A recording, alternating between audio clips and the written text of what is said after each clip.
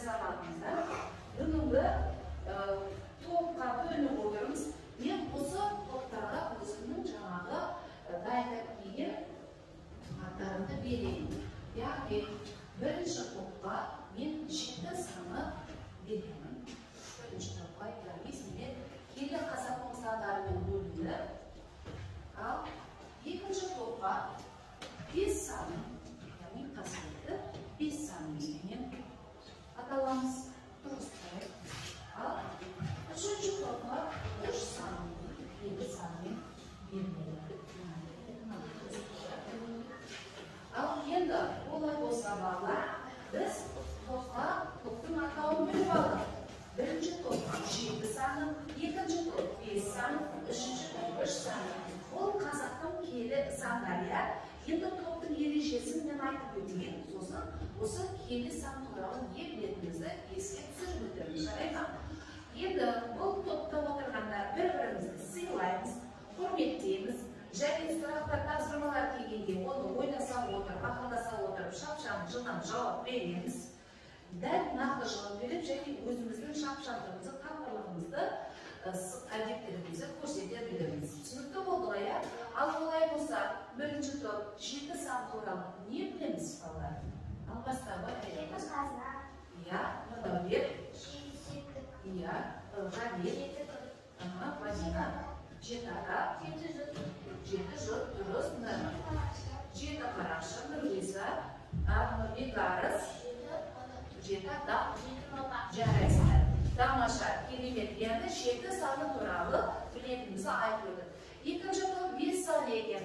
Сендер не білесіңдер осы 5 саны туралы? Кәмітаусар бастайлы. 5 арыз.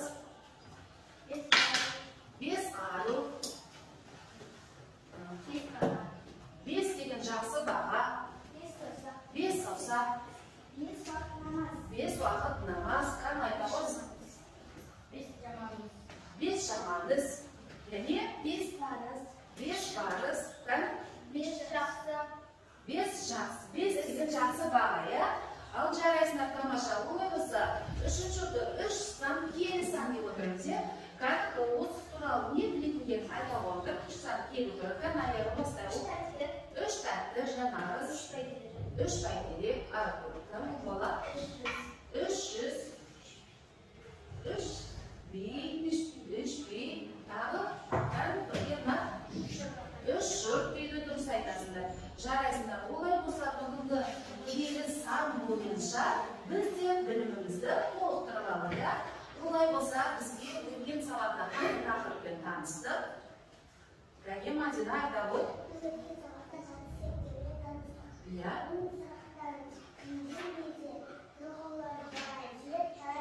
Жарайсың, дұрыс айтты ма? Олай болса, осы тақырып бойынша біз қандай жаттығуды үйге алып, үй тапсырмасына. Тән аяғыз. Иә, ол жерде тапсырмасы не еді? Суретке қарап, мәтін құру. Мәтін құру. Кәне кім айтып береді? Маған мәтін құрап, кәм жазып келген. Кәм аяғы мейлі айта ғой. Дәптерге қарап, дәптерімізден оқып бере қойып. Марат пен Қанат ауылға шықты. Олар құстарға ұя жасады. Дұрыс. Оларға жем салды. Иә. Құстар жем жеді. Балалар құстарға қамқорлық жасады. Иә. Бұл қай мезгілде белгілеп тұр? Қыс мезгілі, иә. Қыс мезгілінде біз құстарға не істеуіміз керек? Қамқорлық жасауымыз қажет екен. Жарайсыңдар, олай болса. Ал енді біз өткен сабақты еске түсіру үшін баламызда қайыршасы арқылы мен сендерге бірнеше сұрақтар дайындап берген. Яғни біз зат есімнің туралы өтіп жатырмыз, зат есімнің септеуін өтіп жатырмыз. Сол бойынша қазір сендерге сұрақтар берем, соған кезек-кезек жауап береміз.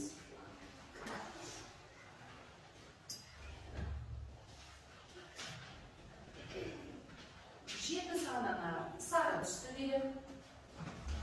5 санына көк түсті берем. Ал 3 санына жасыл түсті берем. Кәне өздеріңе тиісті сұрақтарды аламыз. 1 минут уақыт. Сол уақытта дайындалып болсаңдар, дайын болған топ айта отырып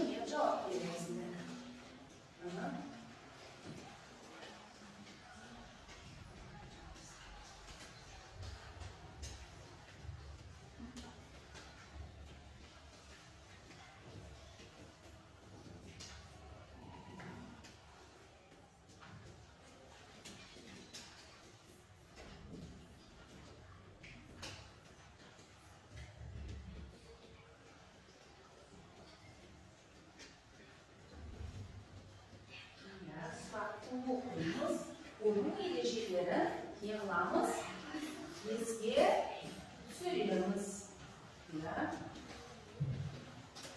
Tamamsa. Vaktimiz şartında kaldı. Vaktimiz şartında kaldı. Vaktimiz ayaktadı. Yani kaysa toptaymış. Yani biz şu toptayın ekin. Olay olsa biz şu top birinci sıraklar sudan bir cevap veririz. Ayda oluyor. Kımlasında. Aha. Tındayız. Konuş.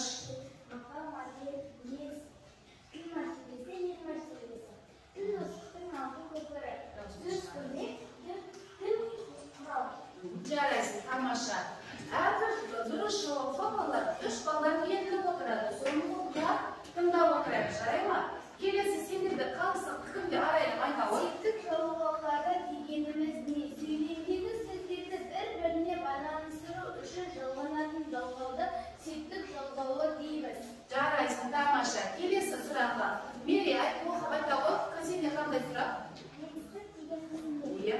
Типтік заттың іс-қимылын, іс-әрекетін күн жайын білдіретін сөздері. Оның сұрақтары?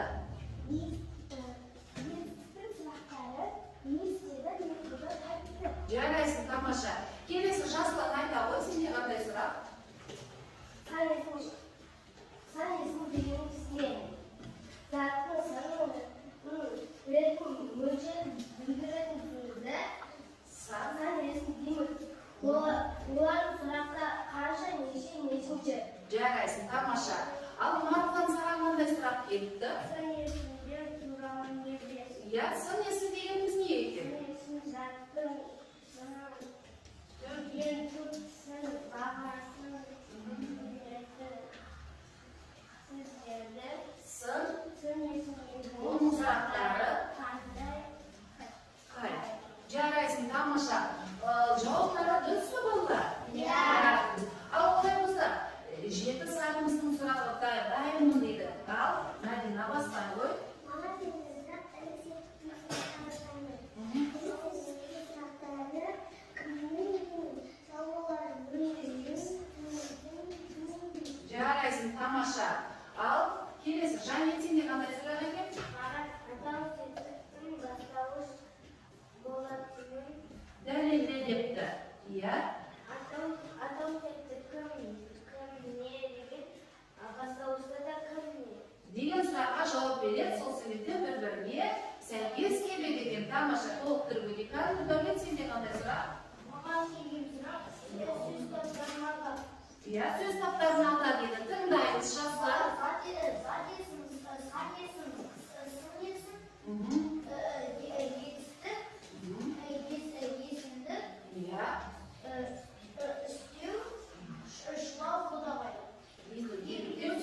Тамаша, жарайсыңдар.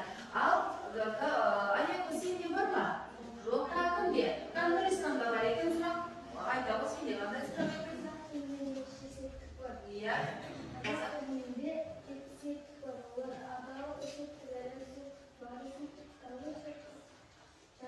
Жатыс.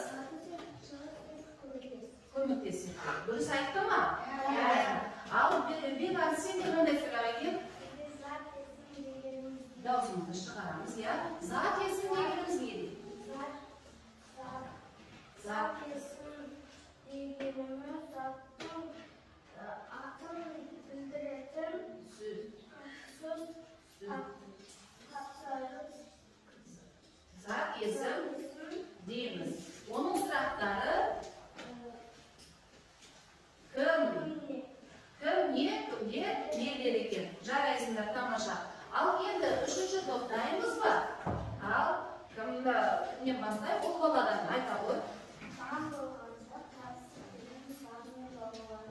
Айта ғой.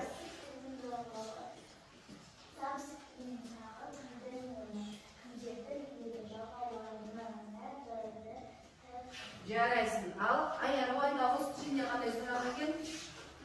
Маған берілген сұрақ бар септігінің сұрақтарынан мысал келтір. Айға, күнге, отқа, жылға,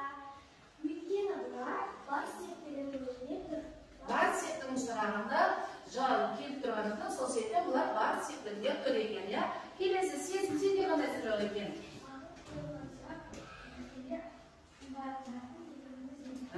Ma'tin deganimiz ne?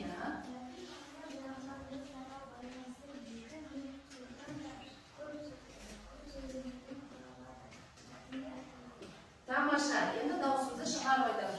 Yema, senga qanday topsirma kirab ekan? Al, qanday ekan? Zatesini sepkeli deganimiz ne?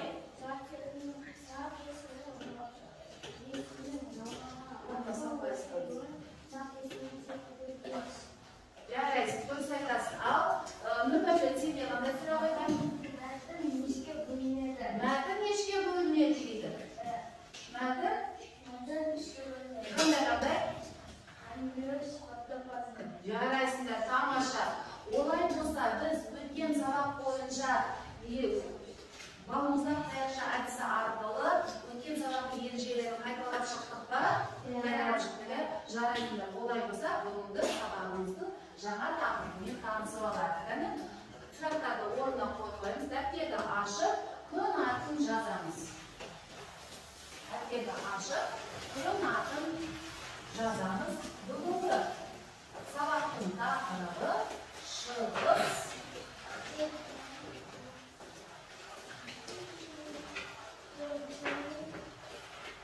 shig'iz sepdi. Ya'ni adibli, ko'pkilli yazamiz. 7-avval sinf jumisi shig'iz sepdi.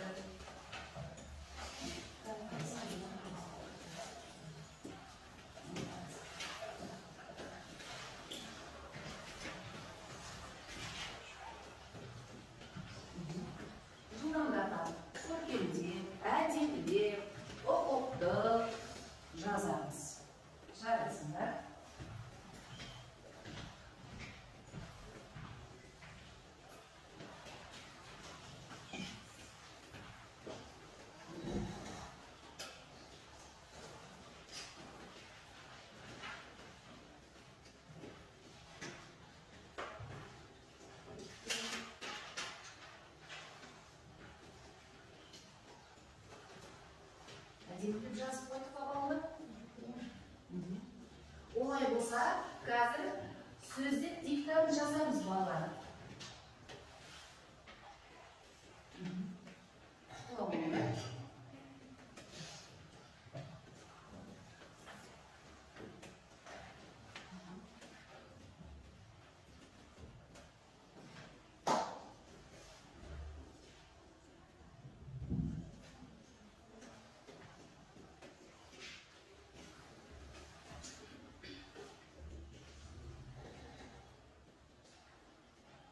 Basımızda ko'tarib, tuzib o'tiramiz.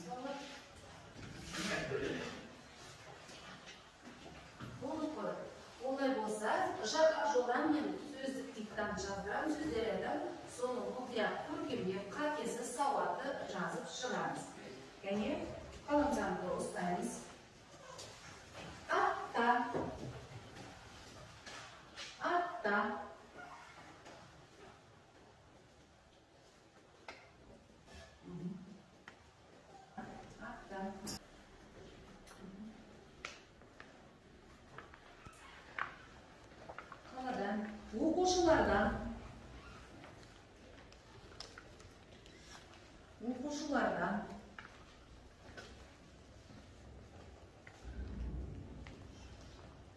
O'quvchilardan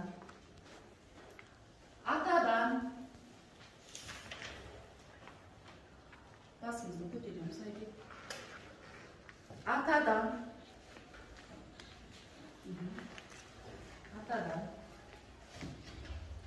kitaplardan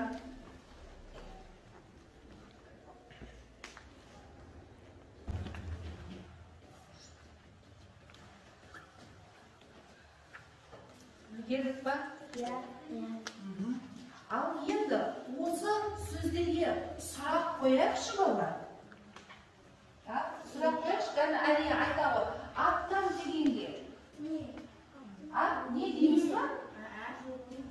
Neden? Neden degan so'roq qo'y. Ya'ni neden? Atdan. Al endi qaladan deganga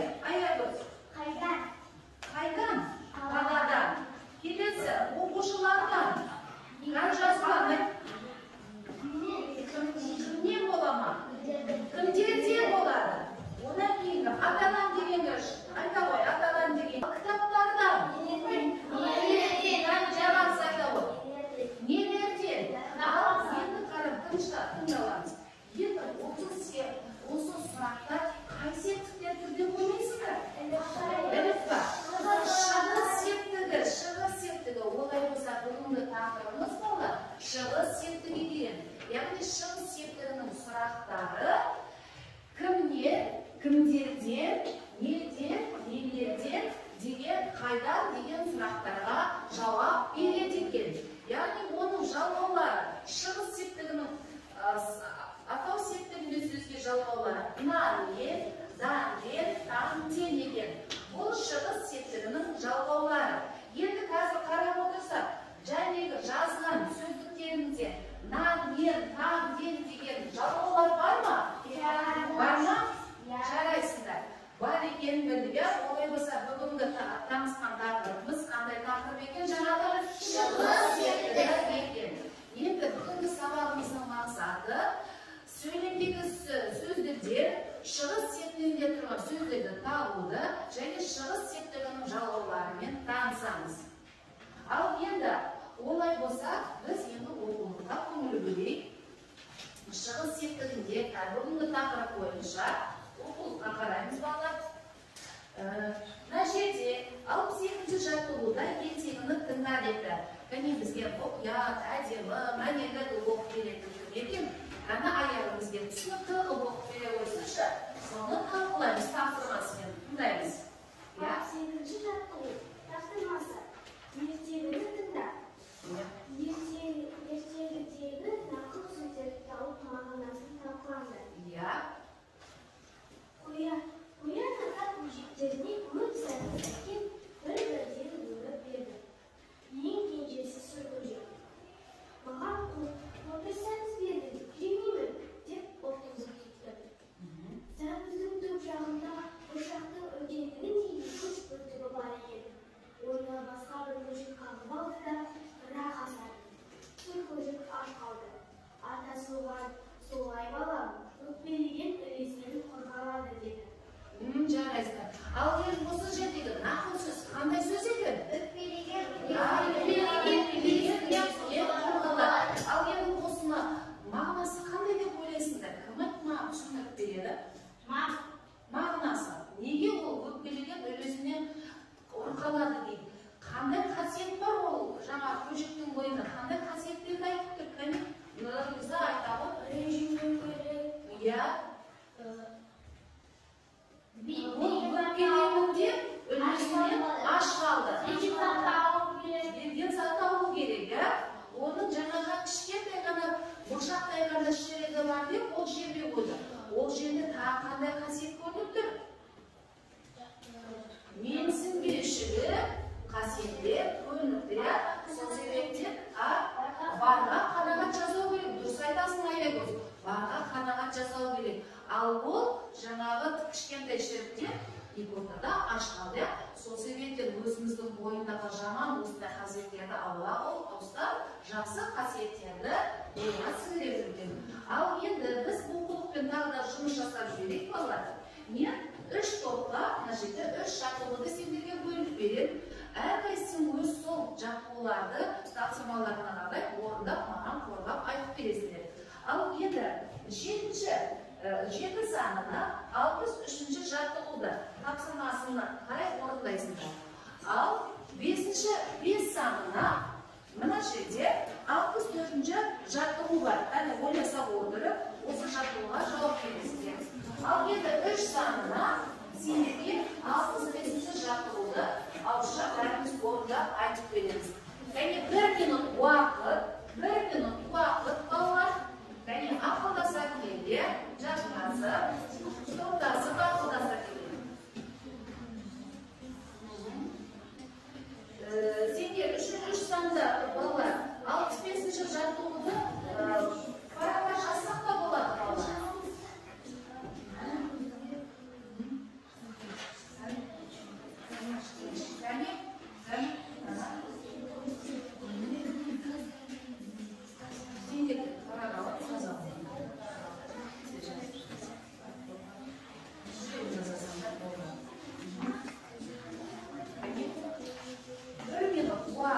Уақыттарын кетіп жатыр, кәне ойласамыз.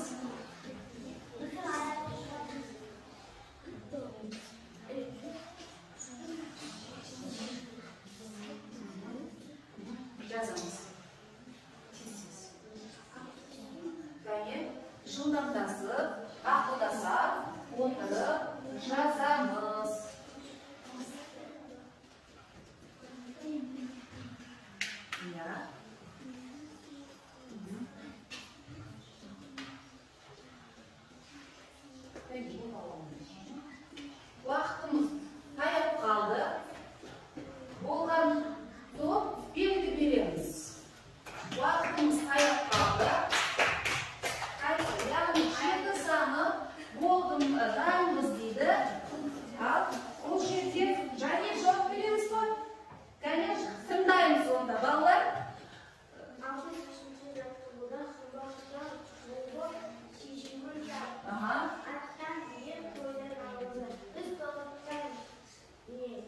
келісе отыра, жауабы не екен? Ер тоқым дейді, дұрыс айтты ма? Дұрыс. Ал енді тапсырмасы не екен? Кәне, Аягөз талқылап бересің бе тапсырмасын? Иә. Иә. Бұл жерде сұрақтары қандай екен? Неден? Бұл қай септікте тұр сол себеп? Шығыс септігінде тұр. Жалғаулары қандай екен? Тан және дан екен. Жарайсыздар, тамаша. Ал енді 5 саны, 50 саны дайынбыз ба? Ал олай болса, айта ғой, қаны қойса. Не деген екен? Дайынбыз.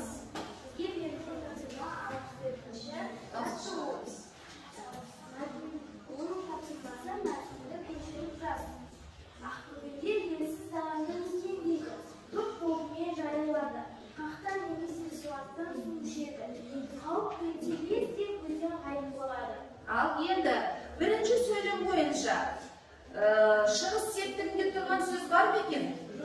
Екіншісінде. Ал үшіншісінде кәдімгі жасылан айтып береміз бізге. Үшіншісінде қай сөз екен? Үшінші сөйлемде. Қақтан. Сұрақ қой. Неден? Қақтан. Яғни жалғауы қандай болып тұр оның? Жалғауы не екен? Таң екен. Ал нере соңғы сөйлемдер оқи ғой? Иә. Қауіп төнсе.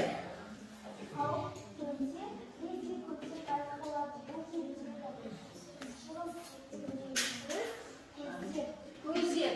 Және тағы бір сөз қалып кетті ғой. Қай сөз қалып кетті? Суаттан. Қайдан?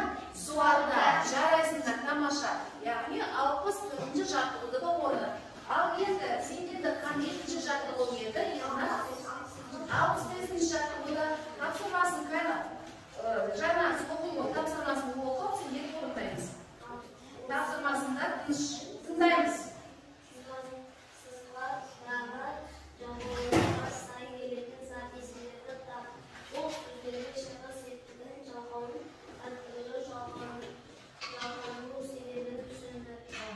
Жалғану себебін түсіндір дейді. Енді сендерге бұл жерде жалғаулар берген, сол жалғауларға біз не істеуіміз керек? Сөз жалғап айтуымыз қажет екен. Ал кім бастайды? Нан дейді. Кәдір Алихан айта қой. Қоян нан. Келесі. Не екен? Не? Өзеннен жарайсыңдар, тамаша, жанарыз. Там.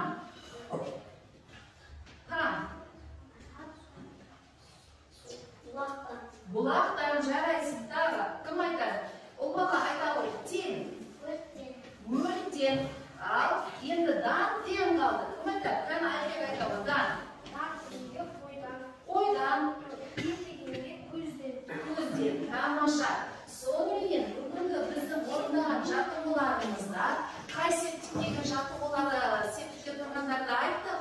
Шығыс септігіндегі сөздерді айтуя.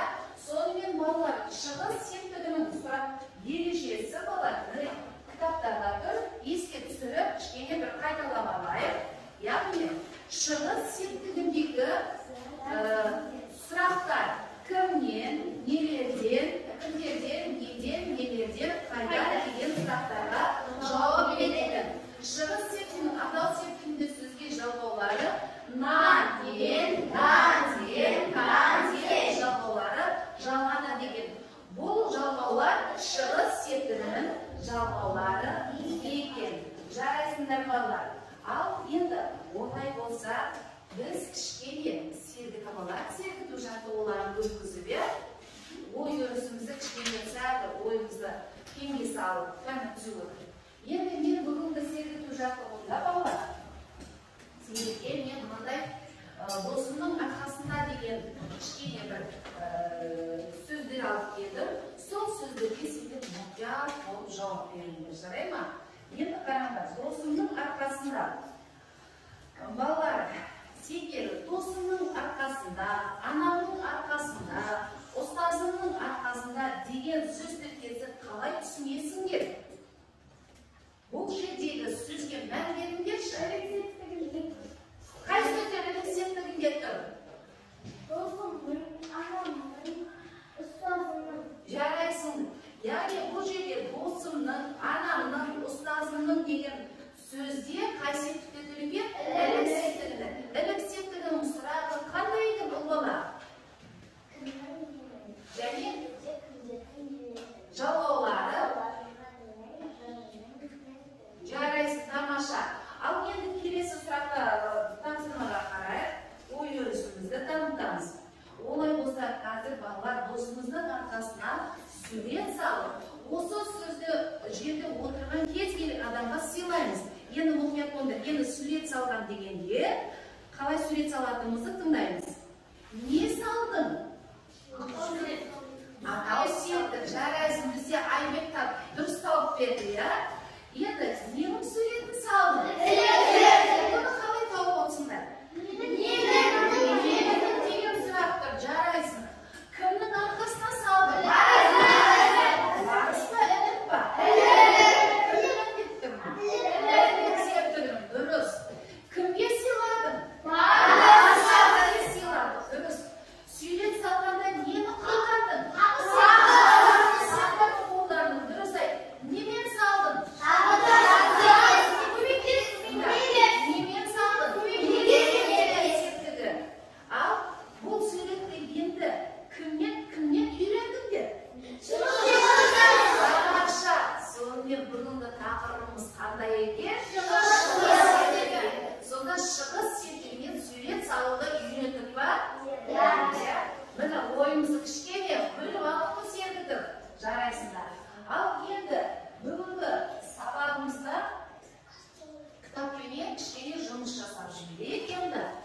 Біздің оқулығымызда мына тапсырма 66-шы жаттығуға қарайықшы. Қане аяғыз оқудың мелеген тапсырмасында Көктемнің орнына ескі жалғауларды қойып, мақал мәтелі көшірді. енді ол жерде жоқ, енді біз бұны дәптерге жазамыз бала. Сосын барып орындаймыз. Нешінші жаттығу екен? 66-шы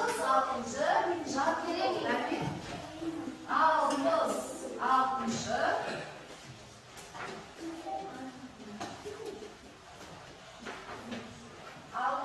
66-шы жаттығу.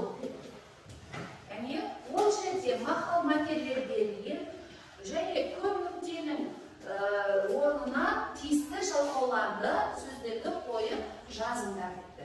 Дәптерде оқулықтан әдемі мұқия таза етіп көшіріп жазамыз. Сосын 3 топ маған әр сөйлемде қандай жалғағандарын айтып береді.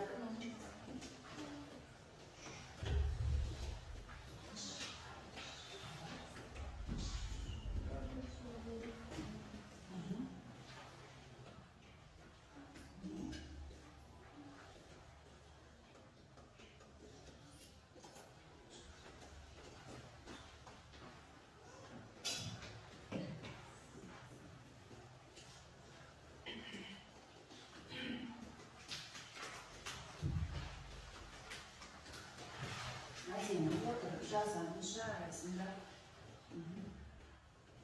Жалғанған жалғаудың басын сызып, қай септікте тұрғанын айтамыз.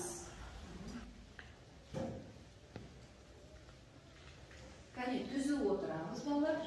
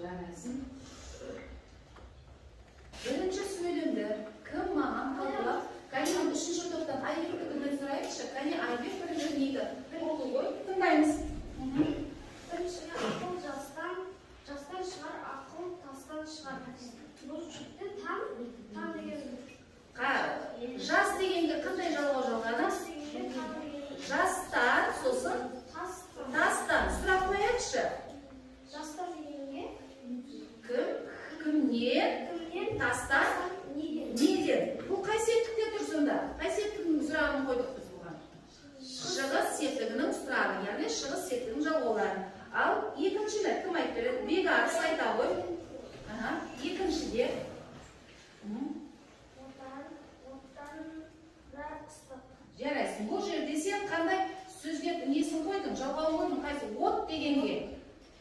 Оттан да, яғни неден? Оттан, тамаша. Яғни жалғау қандай болып тұр? Тан. Ал жасылдан айта ғой. Үшінші дені. Bir жеңнен қол шығар, bir жағадан бас шығар. Ал қандай қойдың? Көмілген орнына қандай жалғау қойдың? Мен, дан. Мен, дан. Яғни енді соңғысын арайлы оқып бере ғой. Барлық өнерден сөз өнері күшті. Жарайсың. Ал көмілген орнына қандай жалғау қойдың? Мен деген жалғауы қойдым. Ал енді бұның барлық қойған жалғауларымыздың бәрі қай септікте тұр екен? Шығыс септігінде. Сұрақтары қандай екен? Неден және кімнен деген сұрақтарға жауап беріп тұр екен. Жарайсыңдар, олай болса, жазып болсақ дәптерімізді жауап қоямыз да. Ал енді мен сендерге қосымша тапсырмалар алып бердім. Біз оқулықпен жұмысты жасадық. Ал ендігі тапсырмамыз сендер бүгінгі тақырыпты қалай меңгердіңдер, қалай түсіндіңдер. Сол түсінгендеріңді меңгергендерің үшін сендерге қазір мен тапсырма беремін. Сол тапсырманы орындап маған қорғап айтып бересіңдер.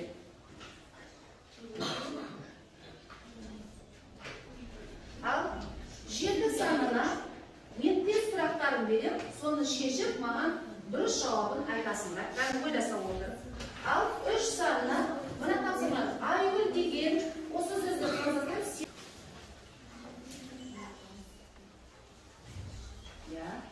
әне өз ойларыңды айта беріңдер, жарайсыңдар. Әне, дұрыс, міне жетінші жылғы кезектесі бірінен кейін бірі жауап беріп жатыр. Яғни топ ережесін өте жақсы сақтап отыр, бірін-бірін сыйлап, құрметтеп кезектесіп. Ал бесінші соны, міне тамаша.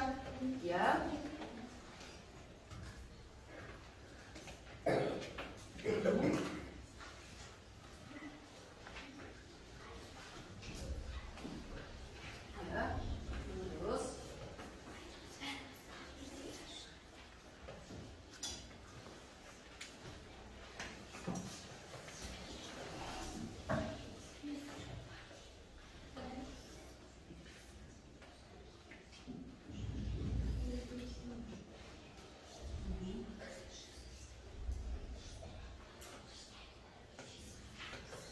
Жылдамдатамыз қалды, уақытымыз таяп қалды. Әрбір дұрыс жауапқа 3 балдарды беріледі. Өз жауаптарыңды есептеп отырмыз ба? Жарайсыңдар. Әрбір жауапқа 3 балдарды беріледі.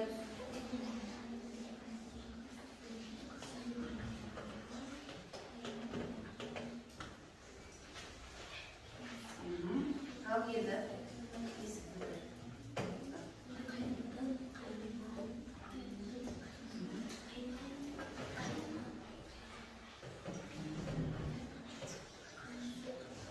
дайын болған топ кім екен?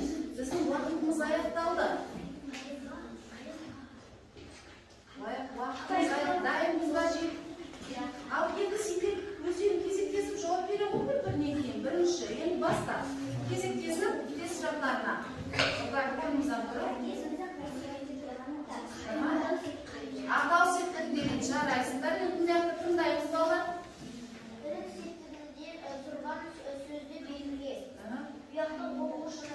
Дұрыс па? Жарайсың, дұрыс,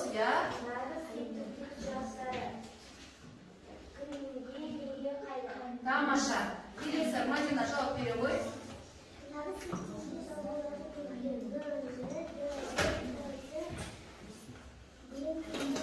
Тамаша, ал. Нұрислам. Дауысын шығарайық.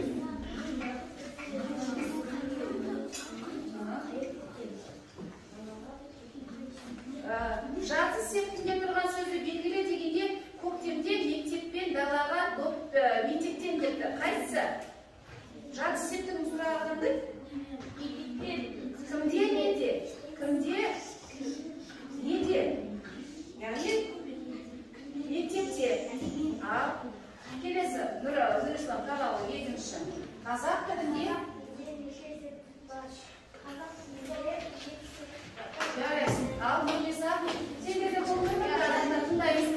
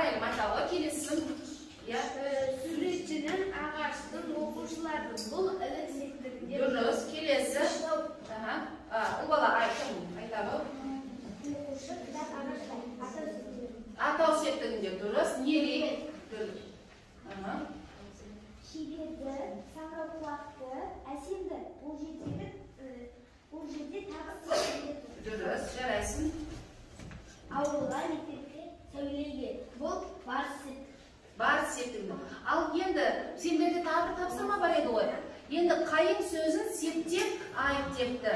Кәне Марғұлан айтып бере ғой, бізге жазып қойды ғой. Қайын, септі қайынның, бар септі қайын бар, табыс септі қайынды, тыңдап отырмын да. қайында, шығыс септі қайыннан, көмекте септі қайынмен. Дұрыс айтты ма? Жарайсыңдар. Олай болса, 5-ші топты да қалай беріп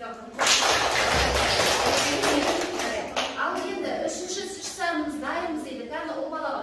Бұл жерде тапсырмасы қандай еді сендерде? Айгүл сөзіне.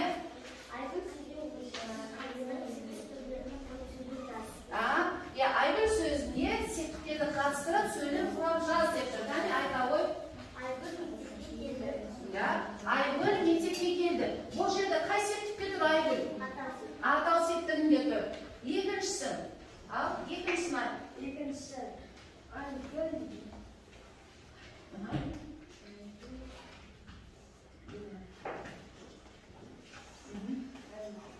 Кән, ернан оқып бере ғой, екінші сөйлемді.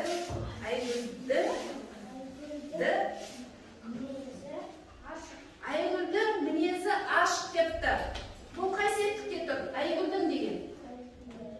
Әлік септігінде да. Кәні айта ғой, Айгүлге кітап сыйладым. Қай сөз бар септігінде тұр? Айгүлге. Одан кейін де сезім айта ғой, дұрыс.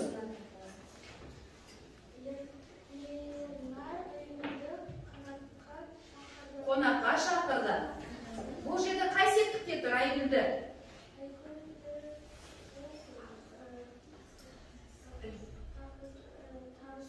Табыс септігінде тұр дейді. Одан кейінгі кім оқып бере ғой. Кейінгі Айгүлде кітаптар. Бұл жердегі Айгүл сөзі қай септікте тұр? Жатыс септігінде тұр дейді. Жарайсың, кәні? Айгүлден үлгі алуға болады. Айгүл деген сөз бұл жерде шығыс септігінде тұр. Дұрыс, жаңасы оқы ғой. Айгүлде сайраққа барды. Ол көмекке септігінде. Айгүл, яғни көмекке септігінде тұр. Жарайсыңдар. Яғни 3 санында өте тамаша орындап шықты. Ал олай болса, бүгінгі сабақ түсінікті болды ма шығыс септігі? Сабағымызды орындай келе, сонымен шығыс септігінің сұрақтары қандай екен? Ал Жанар.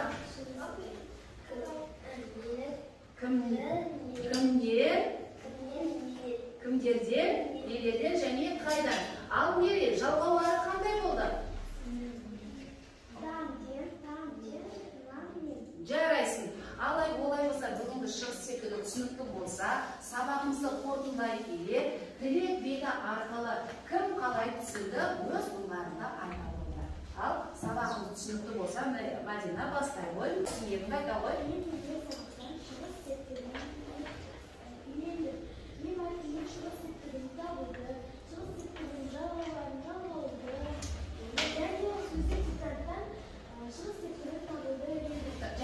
Ал енді, не қызықты болды? Кәні?